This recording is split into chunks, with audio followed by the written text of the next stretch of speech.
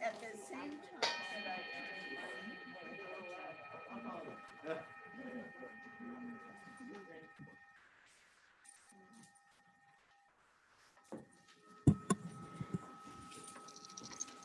Good morning. Welcome to our hybrid gathering of Summit Unitarian Universalist Fellowship Sunday Worship Service. I'm Suzanne McQuaid, your service associate today. We are recording today's service. We will turn it off to record the community gathering following the service. Now, to help us into the spirit of worship, let us calm our minds and listen to our prelude. Thank you, Barbara. Good morning. I will be playing Light One Candle by Peter Yarrow, and Peter was Peter of Peter, Paul, and Mary, and is I think.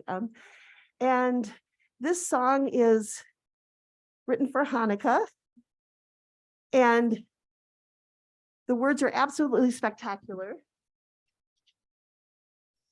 I'm going to hear my favorite verse.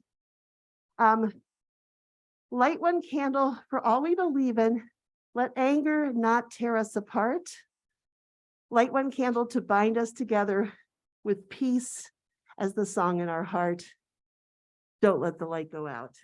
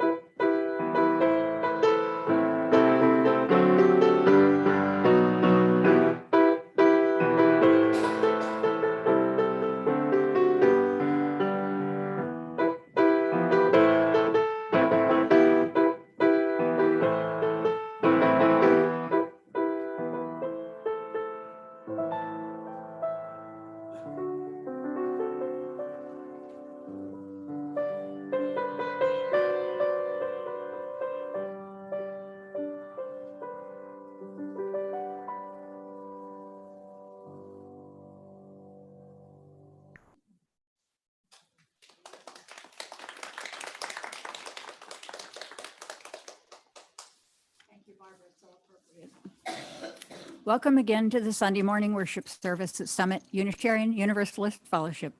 Summit is a liberal religious community bound by shared principles that are drawn from world religions, humanist teachings, nature, science, philosophy, and personal practice. We are a religion of love and inclusion. Our mission here at Summit is to commit ourselves to building a more compassionate, just, and sustainable world. If you're new to Unitarian Universalism or new to Summit, we invite you to go to our website, summituuf.org, click on the visitor button, fill out the online connection card, and someone will follow up with you. And if you're here today, just find someone with a name tag and they can answer any questions you may have. We'd like to thank our dedicated crew today, our tech staff over there. And thank you to Mary, who I understand, Mary and Mark, who did a lot of decorations here that looks very nice. Thank you. Announcements. Nancy wants to talk to us about the auction.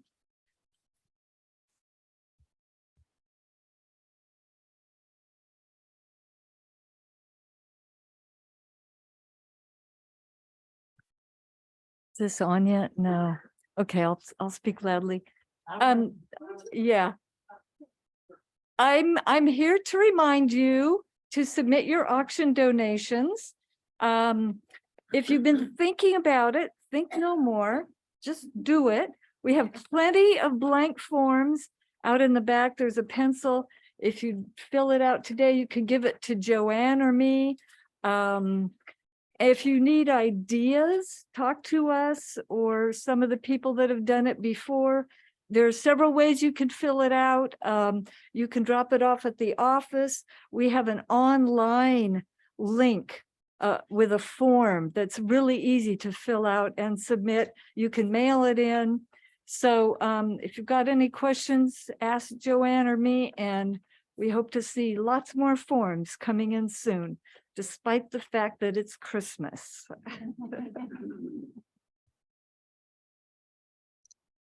Thank you, Nancy, and thank you to everyone who's working on the auction. We want to acknowledge that our fellowship resides on unceded Kumeyaay land. The Kumeyaay people have lived on this land for more than 10,000 years. Land that's stretched from the shores of the Pacific Ocean, south to Ensenada, east to the Colorado River, north to Warner Hot Springs. We recognize the violent history of colonization in California and the continuing presence of the Kumeyaay Nation.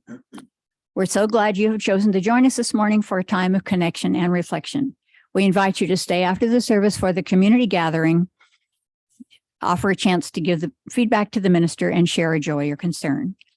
And after that, we invite you to coffee and cookies in the salon. And Carol will be introducing our speaker this morning. But before we get started, I just have a shameless promotional plug for an educational institution that Dr. Christiaens, our speaker today, and I share. I read that she was on the faculty of the University of Utah. That's my alma mater and my husband John's alma mater. So it's particularly timely that because John was on the best football team in the history of that school, whole team inducted into the Hall of Fame. But on January 2nd, that team might be moved to second place if the University of Utah wins the Rose Bowl. So please,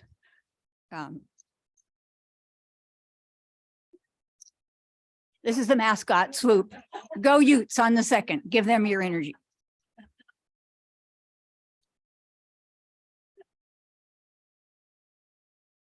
Now to more serious things, the chalice lighting.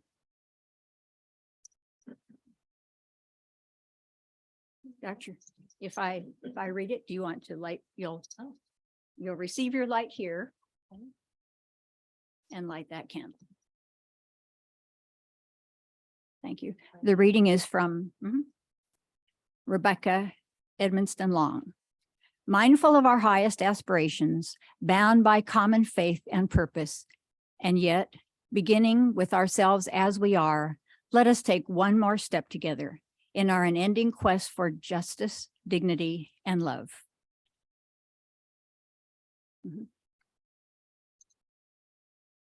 Now, if you stand in body and spirit or not, while we do the UU hymn and aspiration.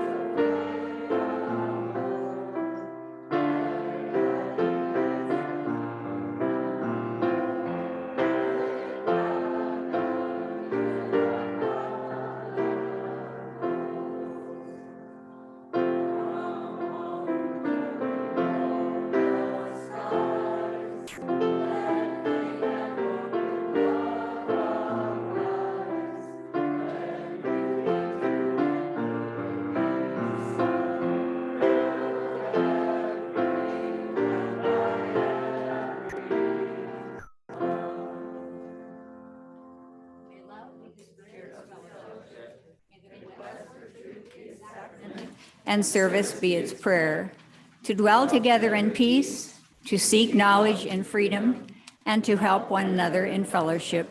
This is our aspiration. I turn it over to Carol.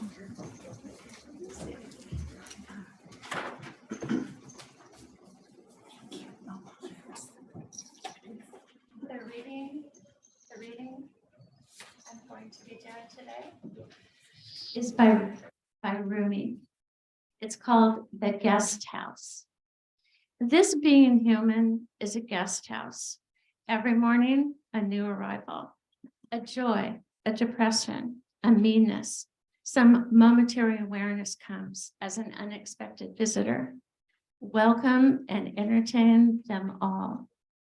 Even if they're a crowd of sorrows who violently sweep your house empty of its furniture, still treat each guest honorably. He may be clearing you out from some new delight. The dark thought, the shame, the malice, meet them at the door laughing and invite them in. Be grateful for whoever comes, because each one has been sent as a guide from beyond.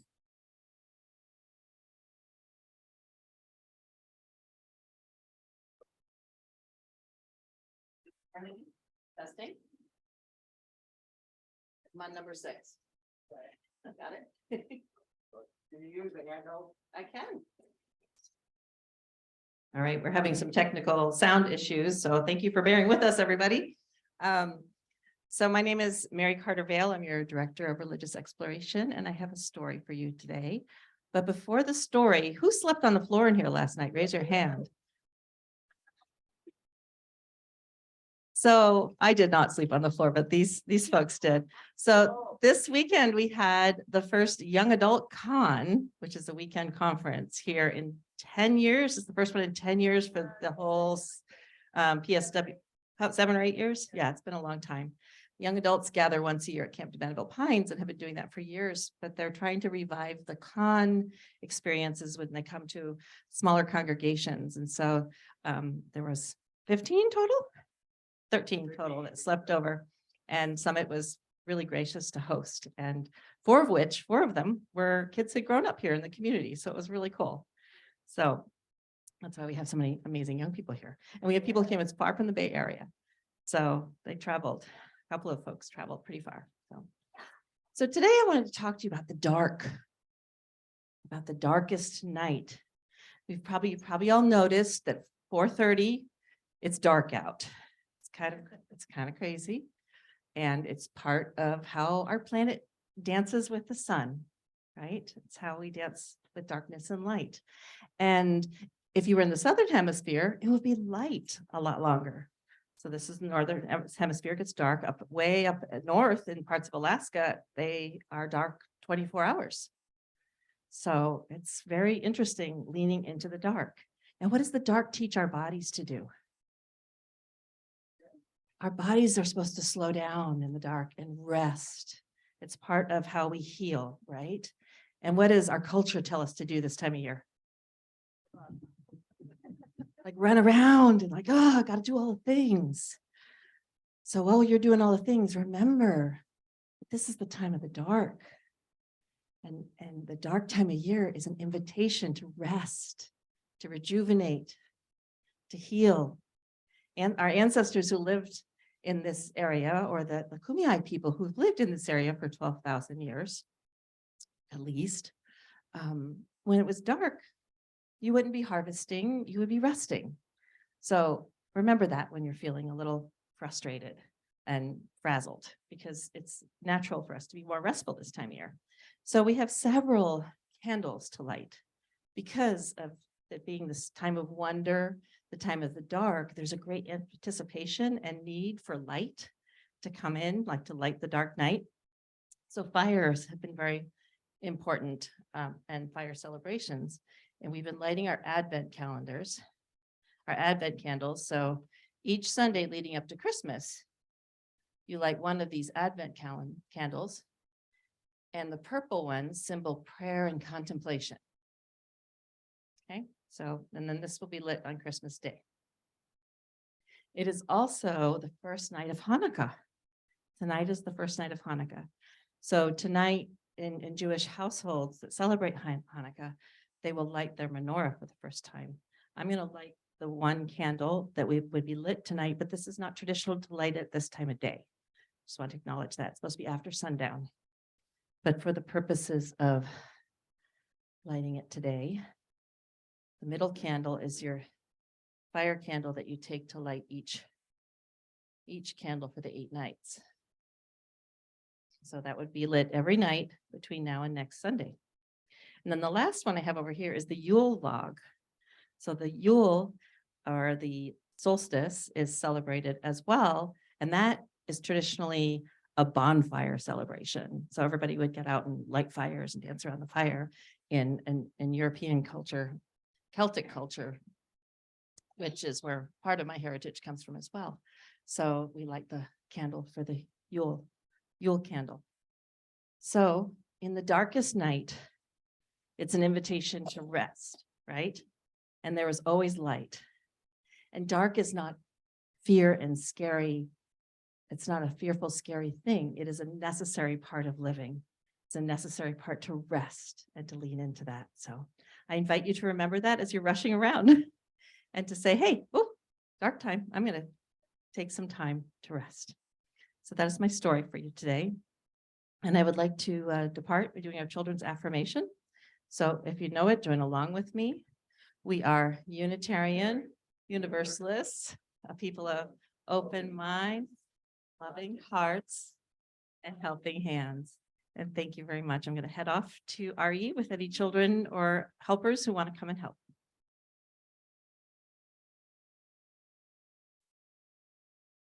Thank you, Mary. Wonderful as always. And is this mic working all right? Okay. Okay.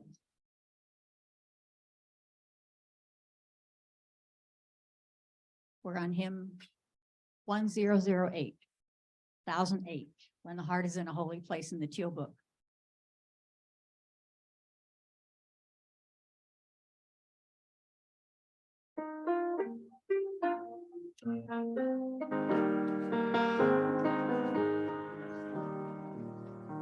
When the heart is in a holy place, when our heart is in a holy place, we are blessed with love and amazing grace. When the heart is in a holy place, when we trust the wisdom in each of us, every day and time, where we see our faces in each other's eyes, and our heart is in a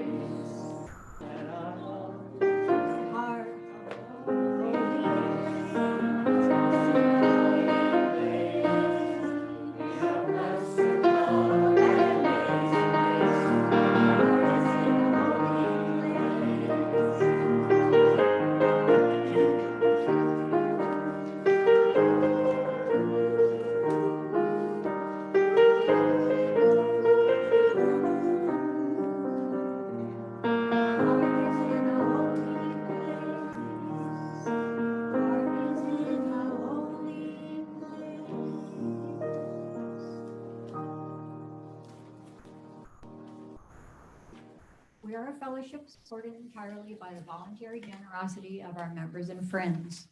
We greatly appreciate our faithful pledgers who continue to keep up their monthly contributions. If you are moved to support Summit today, I invite you to contribute to our virtual plate on the website, summituuf.org. Look for the Summit logo on the homepage. The donate button is below the logo. And now we gratefully accept your generous donations during the musical interlude. Irish composer John Field was a gentle and modest person, and this is reflected in the soothing nature of his nocturnes.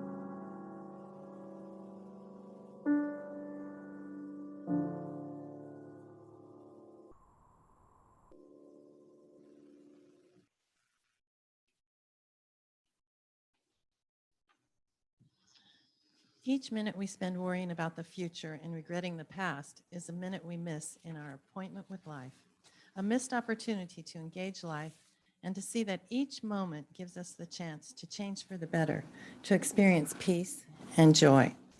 And that was from Nat Han.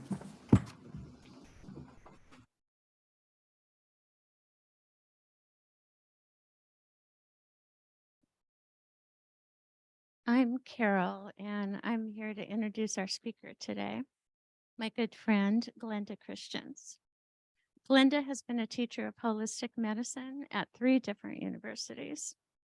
Holistic medicine treats not only the body, it also treats the mind as a way to ensure health and well-being.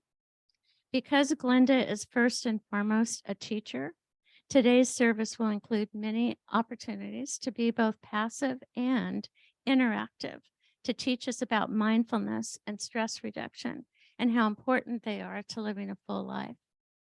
Glenda is not only here to teach us, but because She is one of my bravest friends. She wanted to come here to learn about a place that is so important in my life, Summit, while also sharing her skill and knowledge with you. So I'm thrilled to introduce my friend, Glenda Christiaens.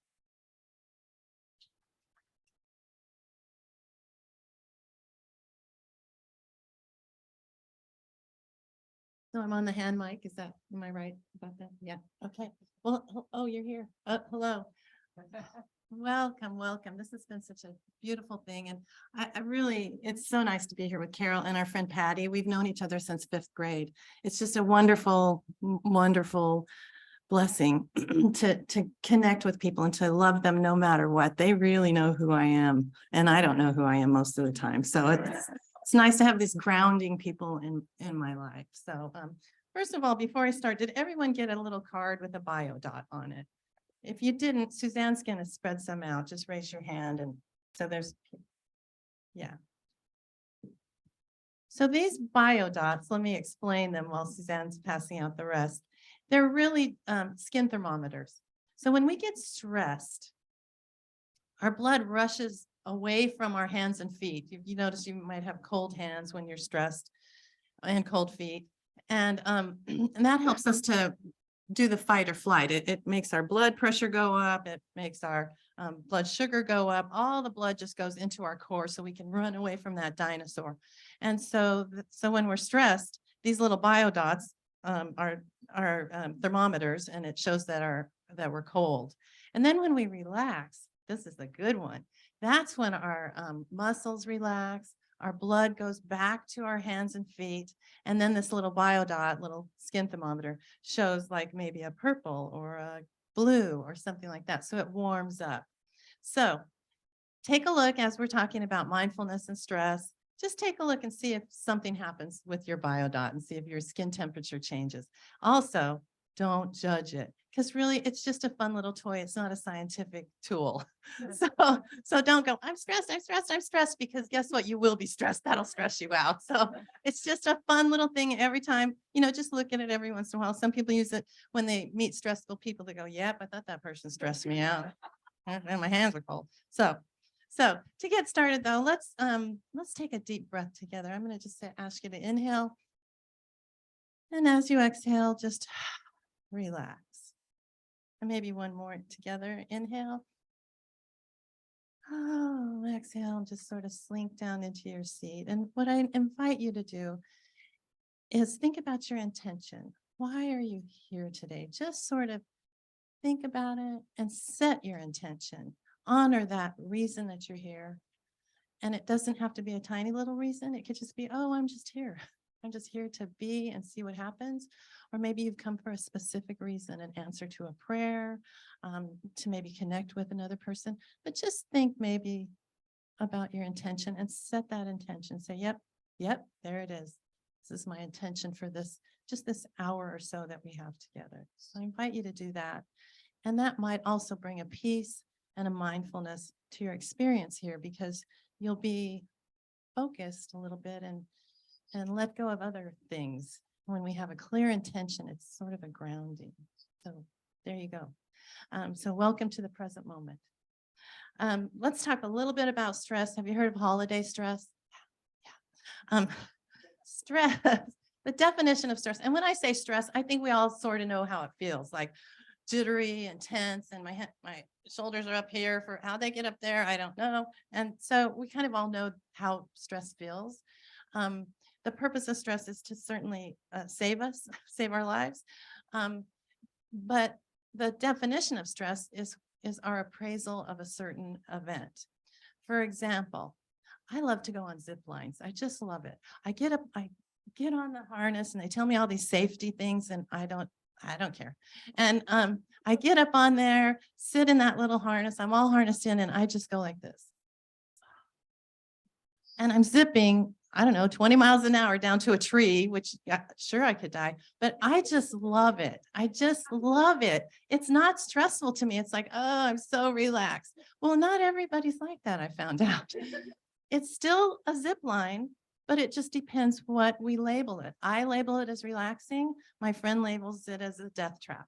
So that's what stress is about. It's how we label our experiences. So in many ways, that's kind of freeing because it's really up to me if it's a stressful situation. I can choose to label it differently and assess and appraise it differently. So that's really one of the key definitions surrounding stress.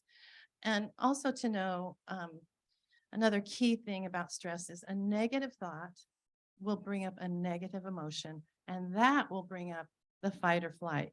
So wouldn't it be nice before we get all that adrenaline going, and that adrenaline rush takes a while, an hour or 2 or 3 to calm back down in our physiology. Wouldn't it be nice to just stop the negative thought so it doesn't turn into a negative emotion, so it doesn't turn into the fight or flight? So I'll be talking a little bit about how to do that today. But remember that our judgment of an event is what really makes it stressful. So I'd like to tell you a little bit about my wonderful daughter. She's 43. I can't believe it, but she is. And when she was growing up, she was a challenge. She was just a challenge to my husband and I. We had 4 kids. She was the oldest. And yeah, I can't put it all in a nutshell, but she was challenging. So what we found ourselves doing every night, we'd shut our door to our bedroom and we would just talk about how stressful it is to have her as a daughter and how she didn't do the dishes and she wrecked all of our cars, 4 of our cars. And so really we had a reason to be upset. She was dating a man in jail. She just all these things that parents don't like. And so we found ourselves every night reviewing our daughter's life and just going to bed not happy with probably high blood pressure, high blood sugar, and our cortisol was going out of control. And so one night I said to my husband, how about this? How about instead of saying negative things about our daughter, when we do say those negative things, let's just say cancel, cancel, and think of something positive. Because really our mind can only think of one thing at a time. So that was overwhelming us. I said, let's try that. Let's just focus on the positive. So we did. Every time I said something, which is frequently throughout the day, I would tell myself cancel, cancel, and replace it with something positive like, I like the dress she was wearing today, just anything positive. And so my husband and I did that for about a week and just cancel, cancel. And we slept better for one thing. But here's the miracle in that. In just changing our thoughts, our daughter was a different person. She did the dishes. She did her homework for a solid week. It was just heaven. And we weren't stressed. And she just seemed to be a different person. Now, the question is, did we change her behavior? I don't think so. But maybe we just noticed more positive things about her. And it was really powerful, really, really powerful. And so the stress of raising a troubled child or whatever, or I don't know if she was troubled, but a challenging child was kind of alleviated just simply because we changed our thoughts, which changed our negative emotions, which improved our health because we weren't in fight or flight all the time. So it's really very powerful to just simply change our thoughts about things. I make it sound easy, don't I? But I know it's hard. But think of cancel, cancel. And then if it's too late to, like, I already had the negative thought, I'm already in the negative emotion, take a look at the emotion. And again, remember the judgment is what determines it. And just instead of judging it, because I would often go, I'm mad, I'm really, really mad. And then it would escalate. Instead, just go, I'm mad, that's what it feels like to be mad. And I take the judgment out of being angry or fearful or whatever the negative emotion is. I just take the judgment out of it. And that helps to sort of slow things down and release stress also. So just maybe be with it. People get angry. I'm not a bad mother because I'm mad. I'm just mad. That's okay. And then to honor that anger or fear, it seems to lose its power over us. So these are just a few little tips I've learned through the years and through a lot of research. So let's dig a little bit deeper there and talk about the present moment. So the present moment, it comes and it goes pretty fast, but that's where there's no stress. There's no worry. There's just, it's just living in the present moment. If I focus on the past, it stirs up some stress.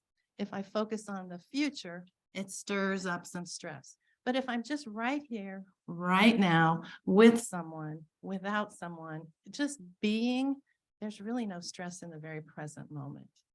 And so that's really one of the founding principles of mindfulness. Pull yourself into the present moment and quit worrying about the past and future. Now, I will tell you, it's really hard. We have a thing inside of us called the default mode network. It's somewhere in our brain, and it is also by the Buddhists, they call it the monkey mind. So our monkey mind doesn't want us to be in the present moment. It wants us to worry about the past and be fearful of the future, because those really don't exist, really. They're not real things.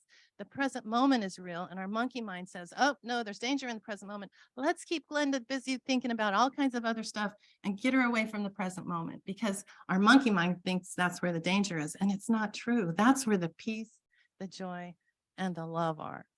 So I'll give you an example of something happened to me that'll show you how awesome I am. No, I'm kidding.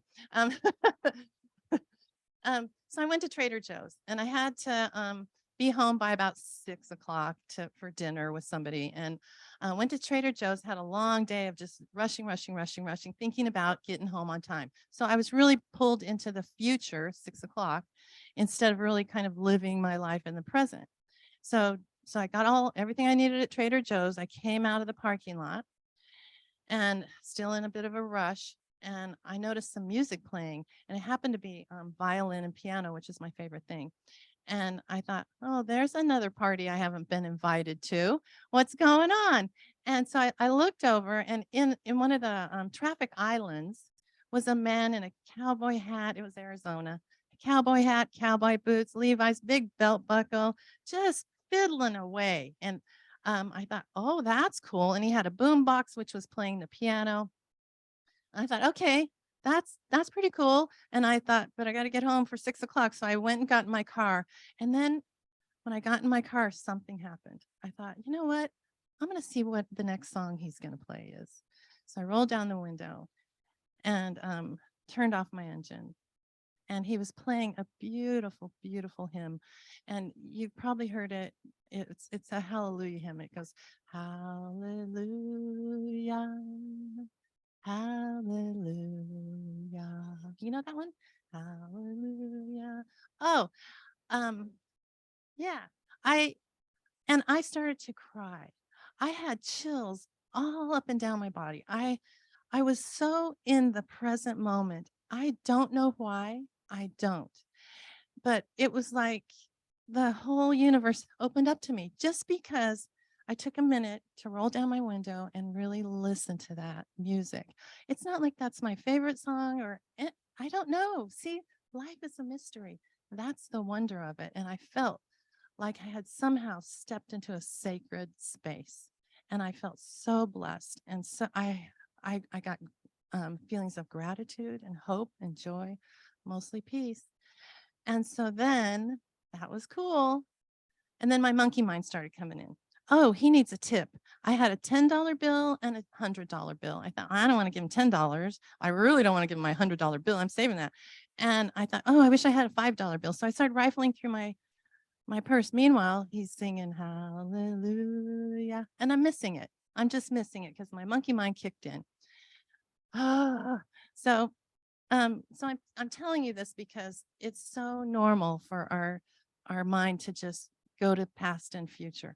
I will tell you the end of the story was interesting. And I'll always be grateful for that feeling I got, but I just let things get in the way. And then every once in a while I go, why am I looking for money? I need to just listen to him. But boy, so I left finally the parking lot, and driving home, I thought, I need to give him a tip. I need to give him a tip. That's going to be on my mind forever. So I got halfway home, turned around, went around, and I gave him the $10. But I had to get it off my mind for one thing, because I was perseverating this. Oh, you better give him a tip. So our monkey mind is just going on and on. In that instance, that monkey mind kind of saved me, because I went back, gave him the tip, and so I didn't have to think about it all the time. But but the way we think about things is powerful. The way we judge things is powerful. And it's also powerful to take a minute, just take a minute, just listen to a song, just really be in with the song. I really appreciate the prelude music. Oh, the prelude music we had, there she is, the prelude music we had today, because I've done a thing called take a music bath. And sometimes in prelude music, I'll just sit and pretend that music is just bathing over my whole body, mind, and spirit. And I appreciate that you would play that beautiful, beautiful music. So these are just little things we can do every day just to invite ourselves into the present, where worry and stress don't live. We live. They're sacred spaces. Yeah, I told you that. So the question is, how do we stay in the present moment? Yeah, that's a hard one, but I'll give you just a few little hints and tips. One is, I like the word wonder for your theme for the month, I think it is. The word wonder. I looked at it and I thought it's a verb, because remember when I was walking out of Trader Joe's, I wondered where the party was. I wondered, I became curious. I didn't judge it. I just, I wonder where that's coming from. And so that's really another great way to calm down our monkey mind, for us to wonder about things. And because I wondered about that music, it put me in a space of wonder and beauty and awe. And so let's use that term wonder as a verb and a noun. So to get to wonder, I need to wonder. Okay, does that make sense? If it doesn't, ask me later. But it's a wonderful, wonderful world we live in, and we need to be curious and wonder about it. And also mindfulness means paying full attention. If we just go through, have you ever been at, driving, we do this all the time. We're driving. You get there and you don't know how you got there. Yeah. That's a little mindlessness. And that happens throughout a day sometimes. Some days you might be like, oh, you have a backache, but you don't notice it till you get home from work, or you don't notice it until you go to bed. Well, that backache's probably been with you all day. And so sometimes it's nice to just take a breath. Let's take a breath right now together, as a matter of fact. Take a breath. Wait a minute. Keep breathing. But just as you inhale, I invite you to just see what maybe hurts or is uncomfortable. If you don't find anything, that's good. So just as you take the inhale, just go scan your body from toe up to head. Ready? Inhale, scan up. Just notice what's uncomfortable. Just notice it. And now exhale, release it. Inhale, notice it, and maybe tell it, thank you for telling me there's something going on here. Exhale and release it. And just go ahead and do that a couple more times with the gratitude that your body is taking care of itself and sending messages. Instead of going all day long ignoring that little headache, sometimes that headache just wants to say, or just wants to know that I know that it's there. Because the more I ignore that headache, the more it's going to go, hey, Glenda, hey. So just acknowledge these little aches and pains. And it's fascinating how they may just go away because they feel like they've been listened to. There's a wonderful science called neurolinguistic programming that talks a lot about that, and it's very powerful. So how to calm the monkey mind down? Wonder, I talked about. Be curious. Release judgment. Just release judgment. When I feel like I'm judging something, often will say cancel, or I'll say, my girlfriends they hear me say this, I don't mean to be judgy, but so I don't mean to be judgy. I don't mean to be judgmental. And so I just need to be aware of that. So I need to release judgment of other people, of things, of myself. Release the judgment. It'll pull me into the present moment, because as I judge it, it gets stressful. As I get stressed, I go back to the past and the future thoughts. Maybe be an observer. Just observe things, see how they're going, instead of having to get in, well, I'm going to give my opinion and I'm going to change the world. Sometimes let's be an observer, and that helps us to not judge so much and maybe not have so much skin in the game, so to speak. And then the other thing is to pay attention. Just pay attention. I really liked what Mary said a couple of weeks ago in here. She pulled out the magic wand of notice. So use that magic wand of notice. Notice your thoughts. Notice your feelings, because we can just think and feel all day long and never really notice it and we'll be healthier, happier, more whole to just notice our thoughts and notice things around us. It pulls us into the present where no stress lies. So are you ready to do a little mindfulness meditation? It just takes a minute. Okay, you're all going like that. And if you're home on Zoom, you can do it at home too. Nobody's watching. So, again, take a nice deep breath. Let it out and relax into your chair. And if you want to close your eyes, this will be a guided meditation. So you can close your eyes if you like, or you don't have to, and just listen to my voice, and I'll just guide you through a quick mindfulness meditation. So as you're sitting in a comfortable position, just notice how that feels.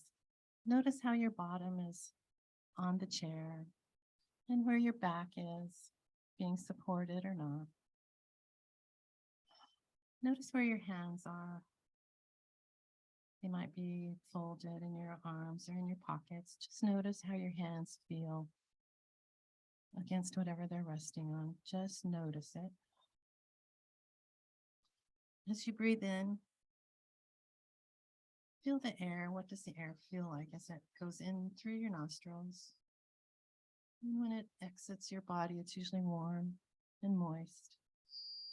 But maybe it's not, and that's okay.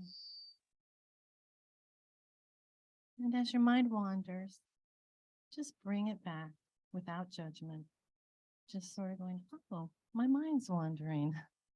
I'm going to just invite my mind back to the present moment, to Glenda's voice, without judgment. And now just notice what you can hear.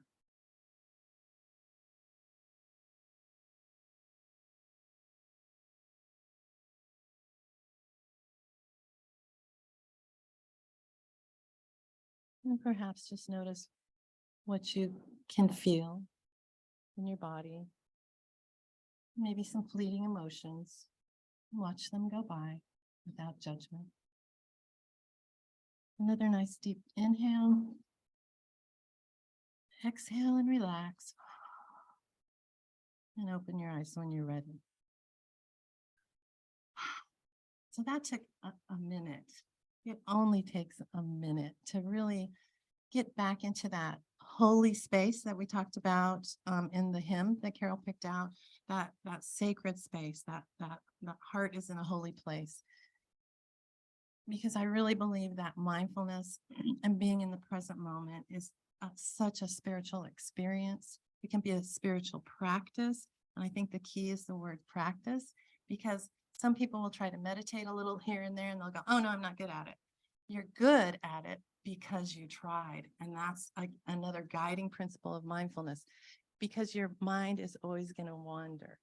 So, wander. So turn it into wonder. There you go. Oh, I just invented something new. Yeah, your mind is always going to wander. So turn it into wonder. Okay, yeah, I'm going to write a book. Okay. So take a look at your biodots and see if anything changed while we were talking. Maybe not. Don't judge it. Don't judge it. It's been a delight spending some time with you, and I wish you all well. Happy holidays. Take a minute and pay attention. Thank you.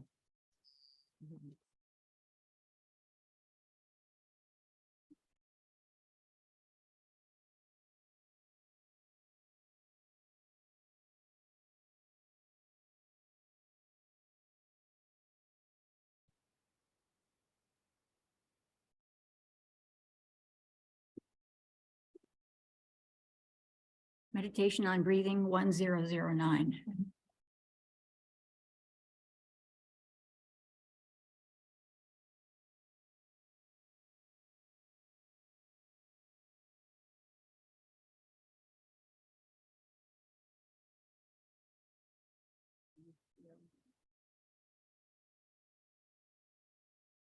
Thank you.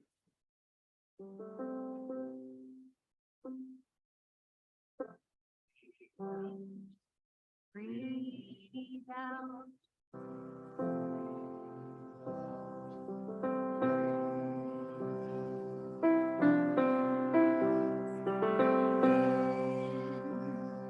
I'll breathe in peace. Breathe out. I'll breathe out love. When I breathe in, I'll breathe in peace. When I breathe out,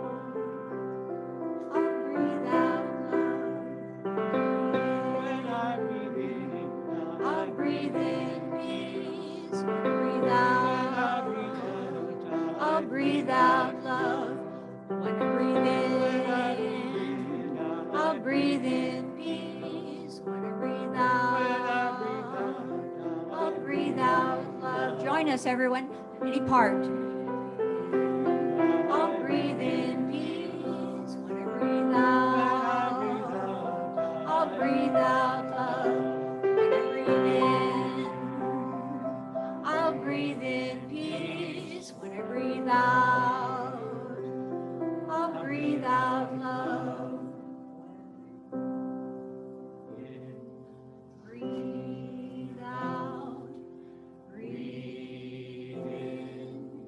Breathe out. Thank you.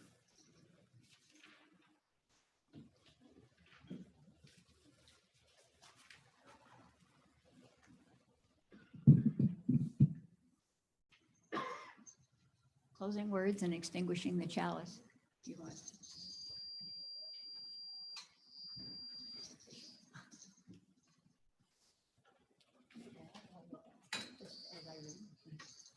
Know you are not alone, and discover why our voices rise, by Reverend Gretchen Hurley. For this one moment, know only that you are loved, that you are safe and whole and loved. Know that you belong here, here among us, here upon this earth, in your body, however tired or broken your heart may be. Whatever fear, disappointment, anger you carry, for this hour, know you are not alone.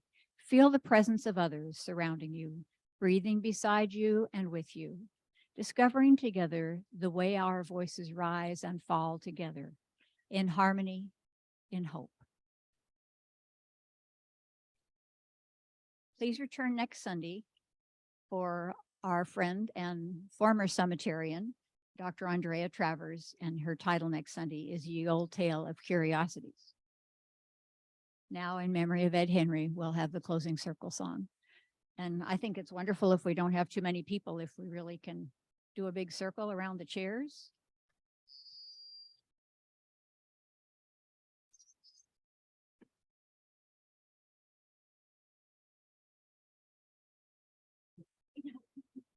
So some of you come up so we can be in the circle too.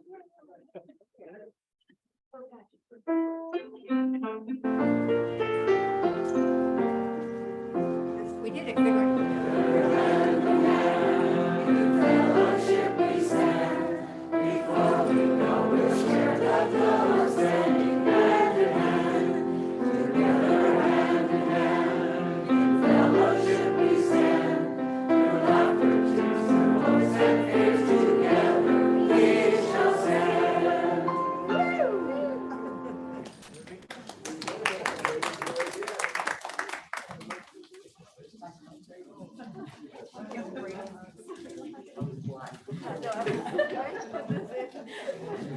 Now,